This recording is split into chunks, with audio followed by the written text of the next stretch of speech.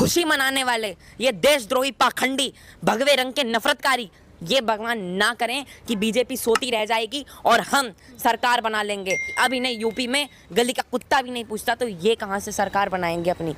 जिनकी क्रिमिनलिस्ट फॉर्म है, जो बहन बेटियों की इज्जत नहीं करते, उनका तो कुत्ते जैसा हाल ही होना है, और जैसा मुख्तार अंसारी का हाल हुआ था वैसा ही होना है। गजवाई हिंद का एजेंडा प्रॉपर फॉर्म करना चाहते हैं, उसके बाद एक क्रिमिनलिस्ट फॉर्म बनाने की तैयारी चल रही है। भारतीय जनता पार्टी बाबर के और उसके हर वंशज के, अकबर के और उसके हर वंशज का सर्वनाश करेगी और भगवान राम की स्थापना उत्तर प्रदेश ही नहीं पूरे भारतवर्ष में लाएगी। अमेरिका ने जो एयर स्ट्राइक करी है, शायद वहाँ पे जाके इन्हें कुछ ज़्यादा ही सेफ लगता है, तालिबान से ज़्यादा क्रूर है। इन्हें इनका जो ये तालिबान प्रेम है ना, इनको ये उजागर हो रहा है। अगर इनको इतना ही ज़्यादा सेफ नहीं लगता है भगवे रंग में, तो ये तालिबान चले जाएं, अफगानिस्तान चले जाएं, वहाँ पे तालिबान का राज रहेगा अभी 1-2 महीने और। मुस्लिमों के वोट बैंक को ये खेलना समझे। पहले आप मुस्लिमों का वोट बैंक लेते हैं, उसके बाद उनके वोट बैंक को इस्तेमाल करते हैं, उसके बाद उनकी रेखाएं नापते हैं, फिर उन्हें अच्छे से सेंटिमेंट्स में नकारते हैं। SC ST भी हिंदुओं का है, मुस्लिम हमारे देश के हैं, वो कहीं बाहर के नहीं हैं जो आप उन्हें वोट लेके नकार देंगे। फिरोज गांधी भी सवार हुए थे और आपके ये भी सवार हुए थे। पहले तो गांधी पता नहीं कहाँ से आ गया, फिरोज खान है, माफ़ कीजिए प्लीज़, सॉरी, वो फिरोज खान है। नमस्कार, आप देख रहे हैं न्यूज़ हिंदी और मैं हूं आपके साथ आयुषी श्रीवास्तव। यूपी की जेल में अपने दिन गिन रहा मुख्तार अंसारी का भाई सबतुल्ला खान ने अब समाजवादी पार्टी ज्वाइन कर ली है। आपको बता दें, मुख्तार अंसारी ने भी समाजवादी पार्टी से टिकट लेकर चुनाव लड़ा था और उसने भी जीत दर्ज की थी। अफजाल अंसारी भी इसी पार्टी से अपना रिश्ता रखते हैं। सवाल यह है कि आखिर अखिलेश यादव क्या गैंगस्टरों की फौज बना रहे हैं यूपी में चुनाव लड़ने के लिए, क्योंकि 2022 में 6 महीने बाद चुनाव है। इसी मुद्दे पर हमारे साथ बातचीत करने के लिए नयन मरखन है, जो राजनीतिक विश्लेषक हैं, तमाम मुद्दे पर अपनी बेबाकी से राय रखते हैं। नयन, बहुत बहुत शुक्रिया हमारे चैनल के साथ जुड़ने के लिए। नयन, एक तरफ जिस तरीके से देखा जा रहा है कि क्या अखिलेश यादव एक गैंगस्टरों की फौज खड़ा कर रहे हैं, क्योंकि सबतुल्ला खान जो है उनको समाजवादी पार्टी ने वो ज्वाइन हो गए हैं, अफजाल अंसारी भी उसी में ही है, मुख्तार अंसारी भी उसी में थे, लेकिन आज मुख्तार अंसारी का हाल बेहाल है। क्या कहोगे इस पूरे मुद्दे पर? देखिए, योगी राज में तो जो क्रिमिनलिस्ट हैं, जिनकी क्रिमिनलिस्ट फॉर्म है, जो बहन बेटियों की इज्जत नहीं करते, उनकी मांग से सिंदूर हटा देते हैं, उनका तो कुत्ते जैसा हाल ही होना है, और जैसा मुख्तार अंसारी का हाल हुआ था वैसा ही होना है। और इनके भाई भी भविष्य में ऐसे ही होंगे और सैबुरुल्लाह खान का हाल भी ऐसा ही होगा। और भविष्य में भारतीय जनता, ये कितना ही एजेंडा तैयार कर ले, भारतीय जनता पार्टी दोबारा 300 सीटों के साथ वापसी करेगी। आपका ये सवाल है कि अखिलेश जी क्या एक क्रिमिनलिस्ट फौज तैयार कर रहे हैं। देखिए, अगर आप ऑफिशियल स्टैटिस्टिक्स पे जाएंगी तो आपको पता लगेगा कि समाजवादी पार्टी टॉप 5 देश की ऐसी पार्टियों में से एक है जिसमें सबसे ज़्यादा क्रिमिनलिस्ट परसेंटेज वाले पार्टी कैंडिडेट्स को टिकट दिया गया है। यानी कहीं ना कहीं समाजवादी पार्टी पहले से ही भगवा रंग के खिलाफ थी, अब देशद्रोह के खिलाफ है, क्योंकि उनके क्या कहते हैं सांसद शफीकुर रहमान बर्ग को बताने की आवश्यकता नहीं है, जो अलग ही फॉर्म बना रहे हैं, तालिबान प्रेम रच रहे हैं, पाकिस्तान प्रेम रच रहे हैं, ओसामा बिन लादेन के भाई लगते हैं वो, एक तरह से शायद ऐसा ही लगता है मुझे तो, ISIS के प्रेमी हैं वो। गजवाई हिंद का एजेंडा प्रॉपर फॉर्म करना चाहते हैं, उसके बाद एक क्रिमिनलिस्ट फॉर्म बनाने की तैयारी चल रही है। आपने 50 लोगों को अपनी पार्टी से टिकट दिया है, उसमें से 40 क्रिमिनल है और जनता ने उन्हें नकारा, फिर बार बार आप वही ला रहे हैं, वही ला रहे हैं, वही ला रहे हैं, वही ला रहे हैं। मतलब क्या दिखाना क्या चाहते हैं? जनता आपको बार बार मुंह पे तमाचे मार रही है, लेकिन आपको बर्दाश्त नहीं हो रहा है। या तो आप एक ऐसी मार खाना चाहते हैं जनता से, पिछले चुनावों में आपकी 52 कुछ सीटें आ गई, या 50 सीटों में आप चले गए 47 कुछ, अब क्या आप 4-5 सीटों में सिमटना चाहते हैं? अरे हम भारतीय जनता पार्टी हैं, 403 में से 400 का ख्वाब नहीं देखते। इतना अच्छा काम किया है, पूरा देश जानता है। 300 सीटें मानी थी और 300 ही लाएंगे, 300 ही लाएंगे। हम दुश्मन को भी कम नहीं आंकते हैं। समाजवादी पार्टी को हम अपना सेकंड मोस्ट प्रोमोनियंट, मतलब एक तरह से एक दुश्मन नहीं, एक ऐसा लीड कर रहे हैं, अगर हम 10 हैं तो वो 5 हैं, वैसे ही हम उसे लीड कर रहे हैं। लेकिन वे ये ख्वाब ना देखें कि वो 10 हैं और हम 0 हैं, क्योंकि हमारे पास ऐसे शून्यों की ताकत है कि हम वो फॉर्म करते करते 100, 1000, 1 करोड़ ऐसे आ जाते हैं। क्योंकि पिछले 2014 के लोकसभा में बीजेपी के पास 25% टोटल वोट शेयर था पूरे भारत का, जो 2019 में नरेंद्र मोदी जी और योगी आदित्यनाथ जी के नेतृत्व में, जेपी नड्डा जी के नेतृत्व में 36% पे आ गया था। जी क्या इन लोगों का पाकिस्तानी प्रेम साफ दिखाई देता है? क्योंकि जिस तरीके से देखा जाए तो समाजवादी पार्टी ये कह रही है कि हम भाई 400 का आंकड़ा पार करेंगे, बीजेपी जो है रात में सोती रह जाएगी और सुबह समाजवादी पार्टी जो है सत्ता हासिल कर लेगी। इस चीज़ को आप किस तरीके से देखते हैं? दूसरा क्वेश्चन ये है कि पाकिस्तानी प्रेमी भी साफ झलकता है। समाजवादी पार्टी कुछ लोग ये भी कहते हैं भाई तालिबान की बात करें तो गुड तालिबान, बैड तालिबान, तालिबान बहुत अच्छा है। इन दोनों क्वेश्चन को अगर मैं आपके सामने रखूँ तो आप किस तरीके से देखते हैं इन चीज़ों को? खुशी मनाने वाले ये देशद्रोही, पाखंडी, भगवे रंग के नफरतकारी, ये भगवान ना करें कि बीजेपी सोती रह जाएगी और हम सरकार बना लेंगे। ये सरकार अब ना बना पाएंगे, क्योंकि अब इन्हें यूपी में गली का कुत्ता भी नहीं पूछता, तो ये कहाँ से सरकार बनाएंगे अपनी। 400 सीटें, अगर आप दिल्ली में 70 विधानसभा क्षेत्र हैं, मैं दिल्ली में रहता हूँ, दिल्ली में 70 विधानसभा क्षेत्र हैं, 70 में से मैं ये कह दूंगा कि बीजेपी 70 की 70 जीतेगी, ये तो कहीं भी प्रोमिनेंट नहीं होता है। बीजेपी के जितने भी बड़े बड़े लीडर्स हैं, सातों के सातों लोकसभा सीट भारतीय जनता पार्टी के पास है। तो बाकी जो 7 हैं उन्होंने भी कहीं ना कहीं 50-60 का आंकड़ा माना और अपने दुश्मनों को भी कुछ आंकड़ा दिया, अपने जो क्या कहते हैं उनके रेवलरीज होते हैं। तो वैसे ही हम उत्तर प्रदेश में देखते हैं, लेकिन ये 400 बीजेपी एक भी सीट नहीं ला पाएगी। क्या कहते हैं विधायक उम्मीदवार जो इंडिपेंडेंट लड़ेगा वो ले जाएगा। ये क्या बताना चाहते हैं कि भारतीय जनता पार्टी कुछ कर नहीं रही है? भारतीय जनता पार्टी ने राम मंदिर भी बनाया है, राम मंदिर 2024 तक बनेगा भी, और उसके बाद फिर और भी चीज़ें बनेंगी। बाबरी मस्जिद का नाम जिस तरीके से विध्वंस हुआ, सुल्तानपुर का नाम भी बदला गया है, अभी पास हो रहा है परमानेंट उत्तर प्रदेश में असेंबली में। अलीगढ़ का नाम हरिगढ़ रखा गया है। ऐसी चीज़ें होंगी और उत्तर प्रदेश में अब कोई भी नहीं रोक सकता। और भारतीय जनता पार्टी बाबर के और उसके हर वंशज के, अकबर के और उसके हर वंशज का सर्वनाश करेगी और भगवान राम की स्थापना उत्तर प्रदेश ही नहीं पूरे भारतवर्ष में लाएगी। और ये बखान ना करें, हमें इनकी कोई आवश्यकता नहीं है। जनता को पता है, जनता जनार्दन इसमें होती है। समाजवादी पार्टी के अखिलेश यादव पूरे 24 करोड़ वोट नहीं डालेंगे। 24 करोड़ थिंकर वो नहीं उत्तर प्रदेश के, उनके पार्टी के कुछ मैं ज़्यादा भी ले लूँ तो 30-40 लाख वो होंगे समाजवादी पार्टी के वर्कर। अब क्या बाकी जो 23 करोड़ हैं वो क्या झक मारने जाएंगे? वो भी तो एक वही है ना। अब 99.9% बीजेपी की तरफ आकर्षित हो रहे हैं, तो इनका दिमाग थोड़ा सा चकरा गया है ना, तो इनको थोड़ा सदमे लगते रहते हैं। लेकिन नयन साबतुल्ला खान को समाजवादी पार्टी में ज्वाइन करना मतलब क्या इसके सहारे वो चुनाव लड़ना चाहते हैं? देखिए, उन्हें इसके साथ इसलिए चुनाव लड़ना है क्योंकि मुख्तार अंसारी का एक टैग किसी विशेष समुदाय में बहुत ज़्यादा लोकप्रिय था। बीजेपी ने इसे ख़त्म किया और मुख्तार अंसारी की पूरी कच्चा चिट्ठा लाया। अगर आप किसी भी बड़े आज मुस्लिम इलाके में चले जाएंगे, आजमगढ़, इनका खुद का लोकसभा का वो है, क्या कहते हैं, जहाँ से सांसद हैं अखिलेश यादव समाजवादी पार्टी से, जहाँ से ये सांसद हैं आजमगढ़ से, वहाँ के मुसलमान मुख्तार अंसारी को और सबरुल्ला खान को नकार रहे हैं। तो कहीं ना कहीं ये देखना होगा कि इन्हें इतना ज़्यादा फेमिनेंट होने की आवश्यकता नहीं है। ये क्रिमिनलिस्ट की एक फ़ौज बना रहे हैं और सबरुल्ला खान के नाम पर ये टिकट लड़ना चाहते हैं ताकि 15%, 20%, उसके साथ ये 400 पार करेंगे।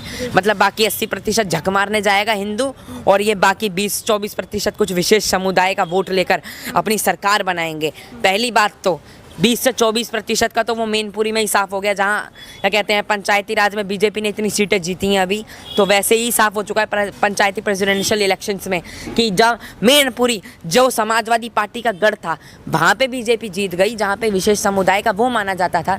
तो कहीं ना कहीं हर जगह बीजेपी का डंका बज रहा है, उस 20-24 समुदाय में भी बज रहा है, क्योंकि चाहे वो 3 तलाक का मुद्दा हो या उनके क्या कहते हैं इमाम हिंद भगवान राम, जिन्हें वो इमाम हिंद मानते हैं, उनका मुद्दा हो। बीजेपी ने हर बार इस देश का सोचा है और देश के साथ, इस देश का मुसलमान देश के साथ ही चलता है, कि देश के खिलाफ कभी नहीं चलता है। वो अलग कट्टरता की निशानी है, वो अलग उनकी सोच की निशानी है, विशेष सोच की निशानी है। लेकिन वो सबरुल्ला खान के साथ में 15% का वोट नहीं ले सकते। इनका ये एजेंडा फेल हो ही रहेगा। आपको लगता है ये एजेंडा है? अखिलेश यादव तो ये कहते हैं भाई राम मंदिर के सहारे बीजेपी चुनाव नहीं जीत सकती, राम मंदिर के सहारे योगी चुनाव नहीं जीत सकते। राम मंदिर के सहारे हमने कभी चुनाव जीता भी नहीं है, ना कभी जीतेंगे। जनता ने हमें वोट दिया है, हमने जनता को जाकर नहीं कहा है कि आप राम मंदिर हम बनवा रहे हैं, आप हमें वोट दीजिए। राम मंदिर देश की सरकार के नेतृत्व में बन रहा है। देश की सरकार किसकी है? भारतीय जनता पार्टी की। हम ये आशा करते हैं कि हमारी आने वाली सरकारें, भारतीय जनता पार्टी की आने वाली सरकारें भी राम मंदिर को स्पर्श नहीं करेंगी, क्योंकि उनको ये मुद्दा हटाना है। उनको क्या कहते हैं, मुसलमानों की पीड़ाएं हटानी हैं, और वो मुसलमान भी उन भगवान राम को इमाम हिंद मानते हैं। तो अब इस देश की 15% भी, 85% भी, जब दोनों ही समुदाय मिला के 100% मान रहे हैं कि भगवान राम ही हमारे इमाम हिंद है, भगवान है हमारे सनातन के, तो फिर आपको क्या दिक्कत है? और दूसरी बात, हम ना भगवान के नाम पे कभी चुनाव लड़े हैं, ना कभी लड़ेंगे, और ना कभी लड़े थे। हम जनता के नाम पे चुनाव लड़े हैं, जनता के मुद्दों पर चुनाव लड़ेंगे, और जनता के मुद्दों पर चुनाव आगे भी लड़ते रहेंगे, और भविष्य में, वर्तमान में, भूत में भी लड़ते रहेंगे। कल्याण सिंह जी के टाइम पे भी हमने जीता था, और इस वक्त नरेंद्र मोदी जी और योगी आदित्यनाथ जी के टाइम पे भी हम जीतेंगे। अगर समाजवादी की पार्टी की सोच की बात करें तो तमाम 2-3 नेता हैं, उन्होंने मुनव्वर राणा का वो बयान भी जो है उसको सराखों पर रखा था। उन्होंने ये भी कहा था कि जो मुनव्वर राणा का जो बयान है कि तालिबान जितनी क्रूरता दिखाता है उससे कई ज़्यादा क्रूरता हिंदुस्तान में है। अगर हम यूपी की बात करें, सिर्फ यूपी की बात करें, अकेले राज्य की बात करें, तो वहाँ पर सबसे ज़्यादा क्रूरता है। उन्होंने यूपी छोड़ने की भी बात कही थी, उसको आप किस तरीके से देखते हैं? ये अफ़गानिस्तान में, काबुल में शरण ले लें। अभी जो एयरपोर्ट हुआ है ना, अमेरिका ने जो एयर स्ट्राइक करी है, शायद वहाँ पे जाके इन्हें कुछ ज़्यादा ही सेफ़ लगता है, तालिबान से ज़्यादा क्रूर है। तो वहाँ पे जाके अपनी बेटियों को, सुमैया राणा को, सबको बुर्खा पहना दें, और वहाँ पे जाके 2 मिनट में अपनी फैमिली के साथ निकल जाए भारत से। भारत को ऐसे पिट्ठुओं की कोई आवश्यकता नहीं है। इनकी बेटी भी समाजवादी पार्टी की राष्ट्रीय प्रवक्ता है, सुमैया राणा, और इनकी दूसरी बेटी भी टीवी डिबेट्स में अक्सर आती रहती है। इनका जो ये तालिबान प्रेम है ना, इनको ये उजागर हो रहा है। अगर इनको इतना ही ज़्यादा सेफ नहीं लगता है भगवे रंग में, तो ये तालिबान चले जाएं, अफगानिस्तान चले जाएं, वहाँ पे तालिबान का राज रहेगा भी 1-2 महीने, और वहाँ पे रह के अमेरिका की एयर स्ट्राइक खाएंगे। तब इन्हें अक्ल आएगी कि मेरी भारत माता को जो मैंने नकारा था ना, वो मुझे नहीं करना चाहिए था। मैंने भगवे रंग को, अपने देश को नकारा ना, वो मुझे नहीं करना चाहिए था। मुस्लिम वोट बैंक की बात करें तो अखिलेश यादव ने हाल फिलहाल के इंटरव्यू में ये कहा था कि योगी कुछ भी कर ले, उन्हें मुस्लिम का वोट बैंक नहीं मिलने वाला इस बार। देखिए, मुस्लिमों का वोट बैंक बीजेपी कभी, हमेशा और हमेशा, वर्तमान में, भूत में, भविष्य में हमेशा लेती है, हमेशा लेती रहेगी। मुस्लिमों के वोट बैंक को ये खेल ना समझे। पहले आप मुस्लिमों का वोट बैंक लेते हैं, उसके बाद उनके वोट बैंक को इस्तेमाल करते हैं, उसके बाद उनकी रेखाएं नापते हैं, फिर उन्हें अच्छे से सेंटिमेंट्स में नकारते हैं। बीएसपी, केजरीवाल, राहुल गांधी, प्रियंका गांधी, ये वो, असुद्दीन ओवैसी एक नया आए हैं यूपी के मैदान में, तो ये सारे आ रहे हैं। मुस्लिमों के 20% वोट बैंक के नाम पे ये सत्ता बनाना चाहते हैं। पहली बात, मुस्लिम बच्चे इन पे नहीं थूकेंगे तो मुस्लिम कौम तो बहुत दूर की बात है। वो भी इस समय योगी आदित्यनाथ जी को अपने सहारे देखती है, क्योंकि उनकी माँ बहनों को 3 तलाक के मुद्दे पे भारतीय जनता पार्टी ने ही सहारा दिलाया था। उन्होंने सहारा नहीं दिलाया था। ये तो उन्हें क्या कहते हैं, वोट लेते थे, सरकार बनाते थे, फिर छोड़ाते थे भखेने में, और वहाँ पे SC ST समुदाय के साथ भी यही करते थे। और SC ST समुदाय, मुस्लिम समुदाय हमारे देश का है, वो उन्हें डिवाइडेशन बना दिया अपने रूल का। SC ST भी हिंदुओं का है, मुस्लिम हमारे देश के हैं, वो कहीं बाहर के नहीं हैं जो आप उन्हें वोट लेके नकार देंगे। ये सारे समुदाय हमारे देश के हैं, और मैं गुजारिश करता हूँ सारे समुदायों से कि अपनी जात के नाम पे वोट ना दें, अपने धर्म के नाम पे वोट ना दें, उस पार्टी को वोट दें जो आपका भविष्य अपने हाथों में लेकर इस देश को कमल की तरह खिलाना चाहती है, और वो सिर्फ कमल चिन्ह ही कर सकता है। एक आखिरी सवाल आपसे ले चलते हैं कि एक अफवाह भी उड़ी थी कि समाजवादी पार्टी और कांग्रेस गठबंधन कर सकती है, और अगर ये अफवाह सच साबित होती है तो क्या इससे बीजेपी को कोई फर्क पड़ेगा 2022 के चुनाव में? कांग्रेस और समाजवादी पार्टी एक साथ, दूसरी 47, दोनों सवार हुए थे, शायद फिरोज गांधी भी सवार हुए थे, और आपके ये भी सवार हुए थे। पहले तो गांधी पता नहीं कहाँ से आ गया, फिरोज खान है, माफ़ कीजिए प्लीज़, सॉरी, वो फिरोज खान है, वो फिरोज गांधी नहीं है, वो फिरोज खान है, क्योंकि उनकी कब्र है। मैंने देखा, मैंने संबित पात्रा को मिल के था ना, उन मेरे पास आया था, मेरे पास है। तो ये दो भाई चढ़ते हैं, फिर बुआ को लेकर चढ़ते हैं 2014 में, फिर 2019 में, 2017 में, ये चढ़ के दोबारा गिर जाते हैं। मेरी रिक्वेस्ट है, अपनी बुआ को, अपने भाइयों को, अपने कज़न्स को बार बार बेइज्जत ना करें, अपने पापा को लाके करें, कोई दिक्कत नहीं है। वो बार बार बेइज्जत होते रहते हैं। मुलायम सिंह तो वैसे भी अब्बा जान है, योगी आदित्यनाथ जी ने भी हाल फिलहाल के इंडिया के इंटरव्यू में कहा था, तो वो तो अब्बा जान है ही वो। लेकिन अपने भाइयों को, अपनी बुआओं की बार बार बेइज्जती ना करें, क्योंकि ये जिस तरीके से उनकी एक सो कॉन्फिडेंशियल थिंकिंग दिखाती है, ये एक 47 दूसरा 7, ये क्या सरकार बनाएंगे?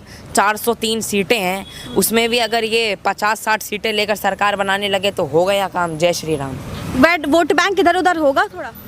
वोट बैंक तो इधर उधर होगा। देखिए, मुस्लिम वोट बैंक पूरा भारतीय जनता पार्टी को लीड नहीं करता है, वो आपको भी मानना पड़ेगा। लेकिन ये है कि नरेंद्र मोदी जी से पहले अटल जी और कल्याण सिंह जी ने भी काफ़ी लीड किया।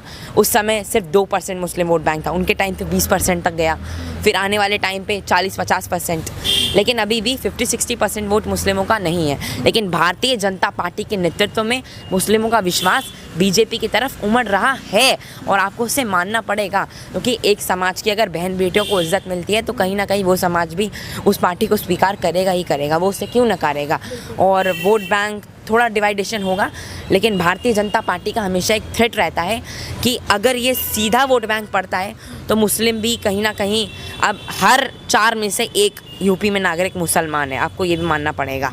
तो इसके लिए बीजेपी का ये रहता है कि वो मुस्लिम वोट बैंक 5-6 पार्टियों में बढ़ जाए, वो एक तरफा ना जाए, जिससे उसे 50-60 सीटें जो होती हैं एकत्र वो ना हो, और कहीं ना कहीं 40 से ज़्यादा सीटें जो 50 बहुल हैं उसमें भी भारतीय जनता पार्टी लीड करेगी, और ये 10 सीटें भी कहीं ना कहीं इस समय समाजवादी पार्टी की तितर बितर नजर आएंगी, और वोट बैंक इधर उधर बहुत कम चांस है।